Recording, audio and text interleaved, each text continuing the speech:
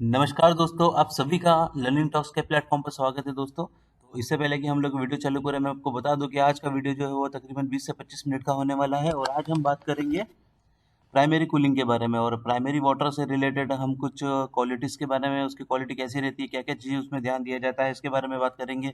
फिर बात करेंगे कि कौन-कौन से इसमें इंस्ट्रूमेंट लगे रहते हैं और फिर आगे में हम बात करेंगे कि उसके लिए एक ऐसा कौन-सा फ़ॉर्मूला है या थंब रूल है जिससे कि ये पता चलता है कि कितना पानी चलाना है। तो चलिए हम लोग वीडियो को स्टार्ट करते हैं। दोस्तों, अगर आप इस चैनल पे नए हैं तो जल्दी से चैनल को सब्सक्राइब कर लीजिए, क्योंकि हम इस चैनल पे आपके लिए लेके आते रहते हैं स्टील प्लांट से रिलेटेड वीडियोस, जिसमें कि हम अभी स्टार्ट कर रहे हैं कास्टर से रिलेटेड वीडियोस। आगे आने वाले समय में हम लोग को फर्नेस और रोलिंग मिल से रिलेटेड वीडियोस भी लेके आएंगे आपके लिए। तो चलिए स्टार्ट करते हैं और आगे बढ़ते हैं। तो दोस्तों, हम लोग स्टार्ट करें इससे पहले मेरी रिक्वेस्ट है आपसे कि आप इस वीडियो को पूरा ज़रूर देखिएगा, क्योंकि कब किस पॉइंट पे कौन से काम की चीज़ छूट जाएगी ये कहना मुश्किल होगा। तो आप इसको पूरा देखिए। और हम कूलिंग का स्टार्ट करते हैं। कंटिन्यूस कास्टिंग के अंदर में जो कूलिंग रहती है, आप लोग सब लोगों को पता है कि सेकेंडरी कूलिंग होता है। एक नई चीज़ है यहाँ पे, आप शायद आपने इसको नहीं सुना होगा, लेकिन इसका मतलब आपको ज़रूर पता होगा, जिसका नाम है टर्टियरी कूलिंग। इसका मतलब कि हवा में जो कूलिंग होती है वो सेकेंडरी कूलिंग आपको पता ही है। लेकिन आज हम जिस बारे में बात करने वाले हैं वो है हमारा प्राइमरी कूलिंग। प्राइमरी कूलिंग को हम लोग मोल्ड का कूलिंग भी कहते हैं। इसका मतलब कि मोल्ड जैकेट के अंदर में प्राइमरी के पानी का जो सर्कुलेशन होता है और जो कूलिंग होती है, उससे रिलेटेड हम आज बात करने वाले हैं। तो सबसे पहले हम बात करते हैं उसके कूलिंग और सॉलिडिफिकेशन की। प्राइमरी कूलिंग जिस तरीके से हम बात करते हैं, तो कहीं ना कहीं मोल्ड के अंदर में सॉलिडिफिकेशन की एक प्रोसेस भी स्टार्ट होती है, जो कि बहुत ही इम्पॉर्टेंट एक टर्मिनोलॉजी है, बहुत ही इम्पॉर्टेंट एक बोलना चाहिए कि एक कंसेप्ट है समझने के लिए। ठीक है, तो इसको हम थोड़ा सा समझने की कोशिश करते हैं। और उस वहीं पे हमारा शेल का ग्रोथ भी होता है। शेल जो सबसे पहले बनता है वो वहीं पे बनता है मोल्ड के अंदर में, जब सॉलिडिफिकेशन स्टार्ट होता है। तो आज हम बात करेंगे कूलिंग और सॉलिडिफिकेशन से रिलेटेड। अगले वीडियोस में हम लोग बात करेंगे शेल की थिकनेस के बारे में। ठीक है, तो चलिए स्टार्ट करते हैं। तो still solidification in continuous casting process starts in mould. हम सबको पता है कि मोल्ड के अंदर में जो है वो सॉलिडिफिकेशन का प्रोसेस जो है वो स्टार्ट हो जाता है, मतलब मोल्ड के अंदर ही, और फिर कंटिन्यूस विद सेकेंडरी कूलिंग। और ये जो सॉलिडिफिकेशन का प्रोसेस है वो सेकेंडरी कूलिंग के साथ में कंटिन्यू मतलब चलता रहता है।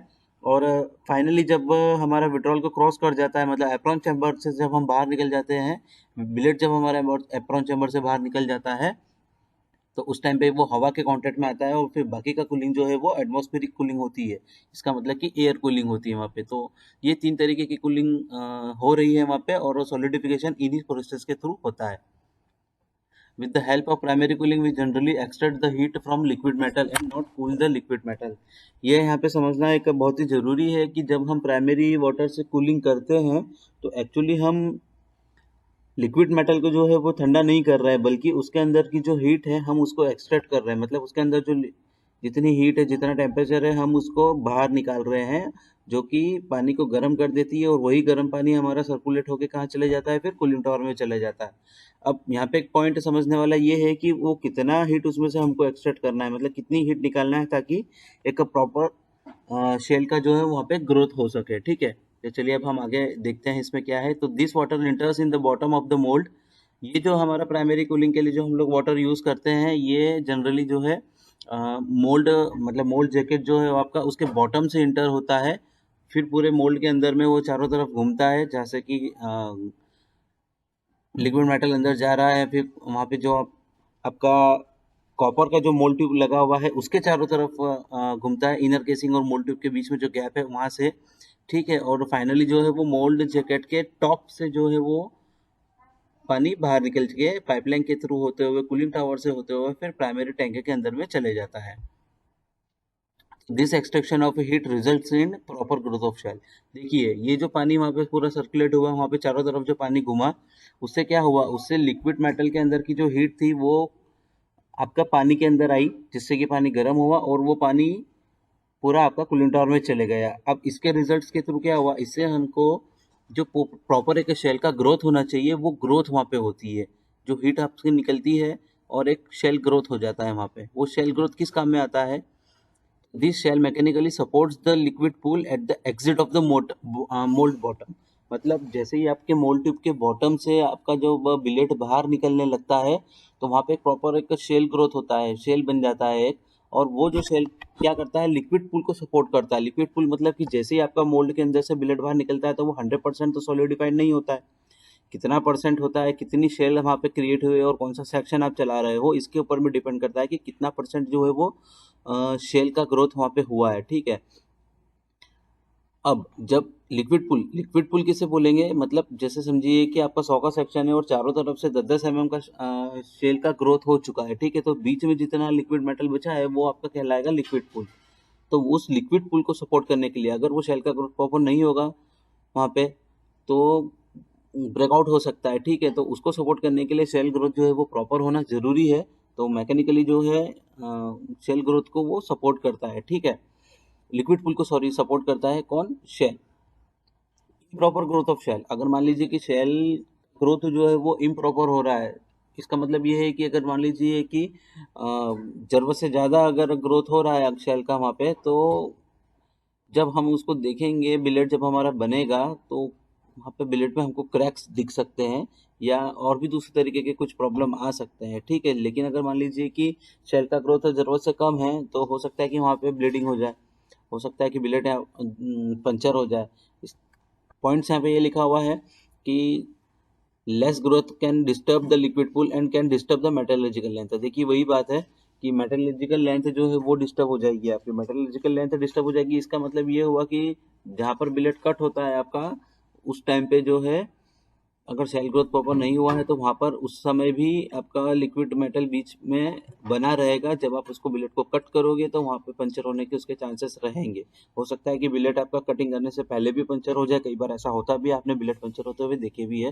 विड्रॉल पे जो अक्सर कई बार जो है बिलेट पंचर्स होते हैं। तो शेल ग्रोथ इसीलिए जो कहा गया है कि एक बहुत ही इंपॉर्टेंट टर्मिनोलॉजी है और बहुत एक इम्पॉर्टेंट फैक्टर है। ठीक है, सॉलिडिफिकेशन के लिए। तो चलिए अब आप देखते हैं कि क्या है। प्राइमरी वाटर्स के कुछ बेसिक रिक्वायरमेंट्स होते हैं। ठीक है, फॉर इफेक्टिव कूलिंग और heat transfer we should always use RO water. देखिए जो सॉलिडिफिकेशन का जो प्रोसेस हो रहा है तो एक इफेक्टिव कूलिंग के लिए, मतलब एक अच्छे से कूलिंग हो सके या फिर ऐसा कहना चाहिए कि हीट का जो ट्रांसफर हो रहा है लिक्विड मेटल से लेके पानी के अंदर में, तो वो उसके लिए जो है हम हमेशा कौन सा पानी यूज़ करते हैं, हम लोग आरओ का पानी यूज़ करते हैं। ठीक है, some important requirements of RO water is mentioned below. अब ये जो आरओ वाटर है ये कैसा होना चाहिए, तो उसका जो कुछ पॉइंट्स होते हैं जैसे टीडीएस है, तो टीडीएस जो है जिसको हम बोलते हैं कि टोटल डिजॉल्व सॉलिड, तो वो उसकी एक रेंज दी हुई है यहाँ पे 350 से लेके 450 के बीच में वो होना चाहिए। फिर उसके बाद में है पानी का हार्डनेस जो कि 10 के आसपास होना चाहिए, जिसको कि हम लोग हमारे लैंग्वेज में पीपीएम भी बोलते हैं। इसके अलावा एक और चीज़ होती है जो कि पीएच वैल्यू होती है जो कि 7 से 10 के बीच में होना चाहिए। उसके बाद में क्लोराइड होता है उसके अंदर में, तो वो 100 mg के पर लीटर के आसपास में होना चाहिए। और एक होता है आयरन कंटेंट 0.3 mg पर लीटर के आसपास में। तो ये जो सारी चीज़ें हैं वो मेंटेन करना बहुत ही ज़्यादा ज़रूरी है। इन सब के बारे में भी हम आगे आने वाले वीडियोस में डिटेल में बात करेंगे कि इन सब चीज़ों का मतलब क्या होता है और क्यों ये इम्पोर्टेंट होता है, और इसको भी निकालने के कुछ तरीके होते हैं, तो वो कैसे निकाले जाते हैं इनके बारे में हम करेंगे।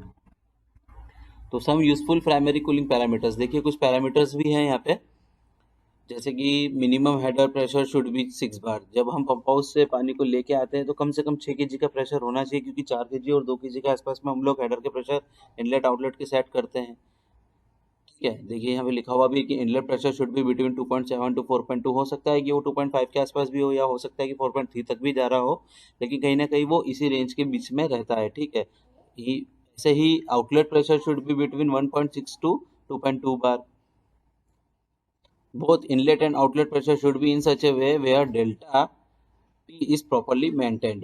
ठीक है, इनलेट और आउटलेट का प्रेशर हमको किस तरीके से रखना चाहिए, तो वो इस तरीके से रखना चाहिए कि आपका डेल्टा टी जो है वो प्रॉपरली मेंटेन होता रहे। अब डेल्टा टी क्या होता है, तो डेल्टा टी इज जनरली, पहले तो मैं आपको बता दूं कि यूजुअली डेल्टा टी जो है वो शुड बी बिलो 10 डिग्री, वो हमेशा 10 डिग्री से कम होना चाहिए। ठीक है, अब डेल्टा टी निकालते कैसे है, तो डेल्टा टी निकालने के लिए आउटलेट का टेम्परेचर और इनलेट के टेम्परेचर, इन दोनों का जो डिफरेंस है उसको हम लोग बोलते हैं डेल्टा टी। ठीक है, और डेल्टा टी कितना होना चाहिए, वो 10 से कम होना चाहिए। आप लोग भी जब कास्टिंग में कास्टर के ऊपर में पानी का जब पैरामीटर सेट करते होंगे तो आप लोग हमेशा डेल्टा को जो है वो 10 के नीचे मेंटेन करके चलते होंगे। ठीक है, तो to control the delta T we can increase और decrease the water flow by controlling the outlet pressure.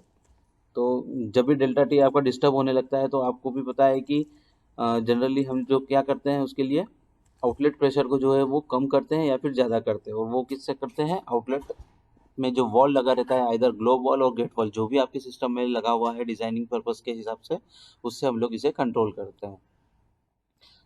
अब inlet temperature of water should be near about 32 degree, while outlet temperature should not exit 50 degree. Inlet का जो temperature है आपका पानी का, वो कहीं ना कहीं जो है वो 32 डिग्री के आसपास में होना चाहिए, जबकि आउटलेट का जो प्रेशर है वो किसी भी कंडीशन में 50 से ज़्यादा नहीं जाना चाहिए। अदरवाइज़ क्या होगा, अदरवाइज़ आपके ब्रेकआउट्स होने के चांसेस बहुत ज़्यादा बढ़ जाएंगे और मोल्ड की लाइफ को भी वो इफेक्ट करेगा और आपका डेल्टा भी बिगड़ने लगेगा। ठीक है, तो ये कुछ यूज़फुल प्राइमरी कूलिंग के पैरामीटर्स हैं। तो ये तो जनरली हम सभी लोगों को पता है, लेकिन एक बार रिकॉल करने के हिसाब से हमने इसको यहाँ पे लिया हुआ है।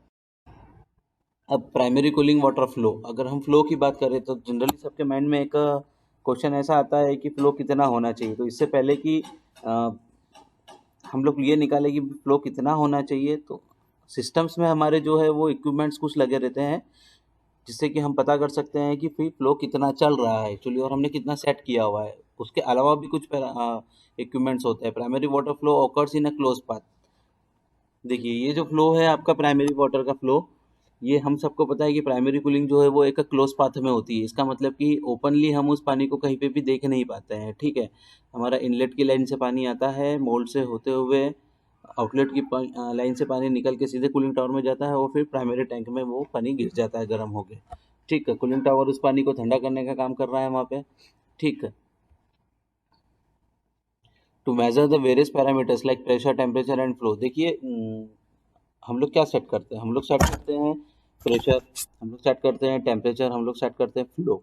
ये तीन चीज़ें हम लोग सेट करते हैं, और इन तीनों चीज़ों को सेट करने के लिए वहाँ पे कुछ इक्विपमेंट्स लगे रहते हैं, इलेक्ट्रॉनिक इक्विपमेंट्स लगे रहते हैं, इंस्ट्रूमेंट लगे रहते हैं, जिससे कि हमको पता चल जाता है कि हमने कितना सेट किया हुआ है। उन सब इक्विपमेंट्स का नाम क्या है, जैसे प्रेशर को चेक करने के लिए वहाँ पे इलेक्ट्रॉनिकली प्रेशर ट्रांसमीटर लगा रहता है, टेम्परेचर के लिए टेम्परेचर ट्रांसमीटर लगा रहता है, और फ्लो को देखने के लिए फ्लो मीटर लगा रहता है। Primary water flow varies with very in section size.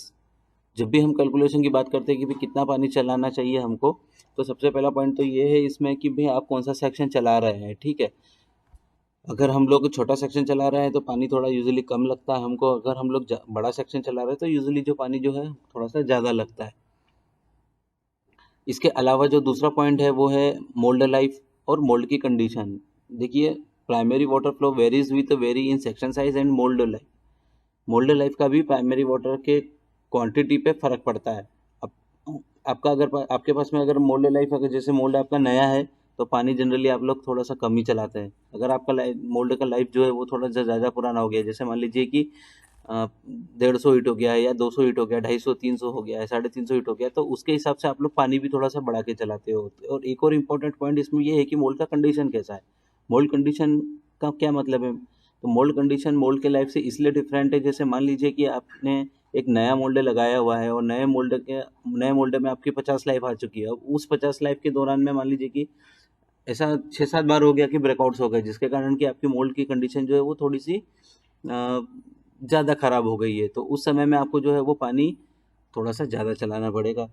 ठीक है, तो इसलिए जो एक इम्पॉर्टेंट पॉइंट मोल्ड कंडीशन भी हमने यहाँ पे इंक्लूड किया हुआ है। तो मोल्ड कंडीशन, मोल्ड लाइफ और सेक्शन साइज, इन तीन चीज़ के ऊपर में डिपेंड करेगा कि आपका प्राइमरी वाटर का फ्लो कितना रखना है आपको। वैसे प्राइमरी वाटर के फ्लो को मेज़र करने के लिए एक थंब रूल होता है, फॉर्मूलेस भी है, 2 थंब रूल है। एक थंब रूल के बारे में हम आज डिस्कस करेंगे, और थंब रूल 2 और उसका जो एक्चुअल फार्मूला है जिसके अंदर के और दूसरे भी पैरामीटर्स इंक्लूड होते हैं, तो उसके बारे में हम दूसरे वीडियोस में बात करेंगे। ठीक है, तो चलिए स्टार्ट करते हैं। There is one thumb rule to find out the primary water flow which is as follow. देख सकते हैं कि हमने यहाँ पे थंब रूल की अभी जैसे जस्ट बात की, तो एक जो थंब रूल है वो इस तरीके से है कि section size into 10 minus 150 for minimum flow. ये जो सेक्शन साइज है, आप जैसे मान लीजिए कि 100 का सेक्शन चला रहे हैं और मिनिमम कितना पानी रखना चाहिए कम से कम, मान लीजिए 100 सेक्शन की अगर बात करें तो 100 इंटू 10 हो जाएगा माइनस 150। ठीक है, फॉर मिनिमम फ्लो, ये मिनिमम फ्लो के लिए है। और मैक्सिमम फ्लो की अगर बात करेंगे तो section size into 10 plus 150। For maximum flow. तो इसको हम जो है वो एक एग्जांपल के लिए 100 के सेक्शन से समझ लेते हैं, फिर आगे वीडियोस में जो है हम अलग अलग सेक्शन साइज के हिसाब से इसको हम और समझने की कोशिश करेंगे।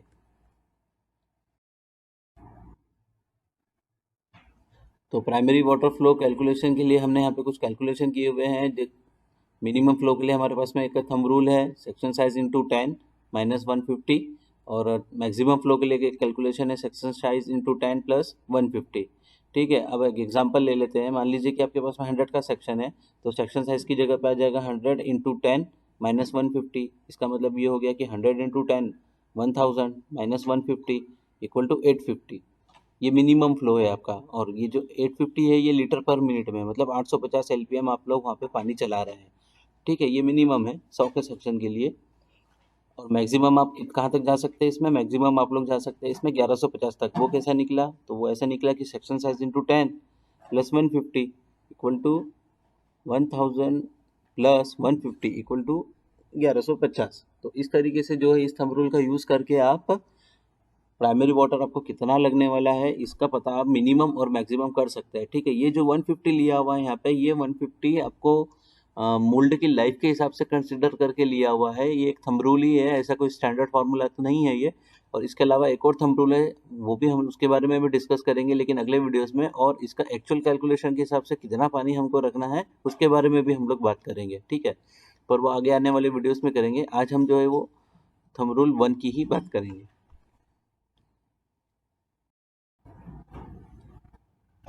चलिए दोस्तों, तो अलग अलग सेक्शन साइज के हिसाब से जो हमने थंब रूल 1 यूज़ किया हुआ है उसका एक बार देख लेते हैं कि अलग अलग सेक्शन साइज के हिसाब से मिनिमम और मैक्सिमम वैल्यूज़ हमको कितनी मिलती है। ठीक है, तो जैसे कि हमने फार्मूला अभी जस्ट देखा कि सेक्शन साइज इंटू 10 प्लस या फिर माइनस, माइनस हम लेंगे मिनिमम के लिए, प्लस हम लेंगे मैक्सिमम के लिए, और 150। ठीक है, तो जैसे कि हम यहाँ पे हमने एक एग्जांपल 100 के लिए तो देख ही लिया था, एक बार फिर देख लेते हैं। जैसे हमारा कैलकुलेटर भी क्रॉस चेक हो जाएगा। 850 से लेके 1150 के बीच में आ रहा है वैल्यू। ठीक है, 100 के लिए। इसी तरह से अगर हम इसको 110 से के लिए देखें तो 950 से लेके 1250। इसी तरह हम 130 के लिए भी देख सकते हैं, जिसके लिए मिनिमम और मैक्सिमम वैल्यूज़ यहाँ पे सामने दी हुई है। और इसके अलावा जो है हम 130 के अलावा हम इसको हम 150 के लिए देख लेते हैं। ठीक है, तो उसके सामने में भी एक वैल्यूज़ आ रही है, लेकिन ये एक सिर्फ एक थंब रूल है। ये 100% सही है या गलत है हमने जब पहले भी डिस्कस किया कि इसकी कोई गारंटी नहीं है, लेकिन फिर भी कई बार ये थंब रूल काम कर जाता है। ठीक है, आप मतलब कि वर्स्ट सिचुएशन में फंसे हो, अगर आप मास्टर पे नए हो और आप ऐसी समस्या में फंस जाओ कि आपको पता ही नहीं है कि पानी कितना चलाना है। ठीक है, तो आप इस थंब रूल को यूज़ कर सकते हैं। इस थंब रूल को यूज़ करने से आपका जो है करंटली उस समय जो है वो समय तो आराम से निकलेगा और आपकी ईजिली कास्टिंग हो जाएगी। लेकिन बस आपको ये ध्यान में रखना है कि आपका मोल्ड जो है वो कितना लाइफ में चल रहा है। जितनी ज़्यादा लाइफ पानी मैक्सिमम के उतने नज़दीक रहेगा, और जितनी अच्छी आपकी मोल्ड की लाइफ है पानी मिनिमम के उतने नज़दीक रहेगा। ठीक है, और आपको बस ये चेक करना है कि आपका सेक्शन साइज कौन सा है। ठीक है दोस्तों, तो ये हमारा हो गया थंब रूल 1। इसके अलावा हमारे थंब रूल 2 और जो एक्चुअल फार्मूला है हमारा पानी निकालने का मोल्ड का फ्लो का, ठीक है, मोल्ड के फ्लो का, तो उसको हम अगले वीडियो में ले कंसिडर करेंगे। ठीक है, तब तक आप इसको एक बार फिर से देख लीजिए, अच्छे से समझ लीजिए, सोच लीजिए। ठीक है, और इस थंब रूल को आप अपने पास लिख के रख लीजिएगा, ये आपको आगे आने वाले समय में ज़रूर काम में आएगा। चलिए दोस्तों, तो अब मिलते हैं, बाय बाय।